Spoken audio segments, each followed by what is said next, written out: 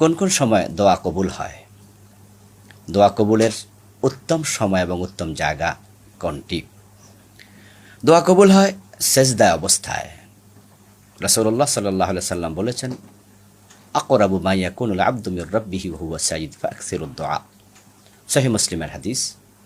বান্দা যখন সেজদায় যায় সে তার রবের খুব নিকটে চলে যায়, তাই তোমরা সেখানে বেশি বেশি দোয়া করো। তো সাজদায় গিয়ে মনের আকুতি আল্লাহর সম্মুখে উপস্থাপন করবেন, বেশি বেশি করে দোয়া করবেন। 2 নম্বর, ফরজ নামাজের সালাম ফিরানোর পরে দোয়া কবুল হয়। রাসূলুল্লাহ সাল্লাল্লাহু আলাইহি সাল্লাম বলেছেন, এই জন্য ফরজ নামাজের পরেও নিজের মনের অভিব্যক্তি আল্লাহর কাছে প্রকাশ করবেন। 3 নম্বর, মধ্যরাতে দোয়া কবুল হয়, অর্থাৎ যখন রাতের প্রথম ভাগ চলে যায় দ্বিতীয় ভাগ আগমন করে, দ্বিতীয় ভাগ থেকে শবে সাদেক পর্যন্ত মানুষ দোয়া করলে আল্লাহ তাআলা সে দোয়া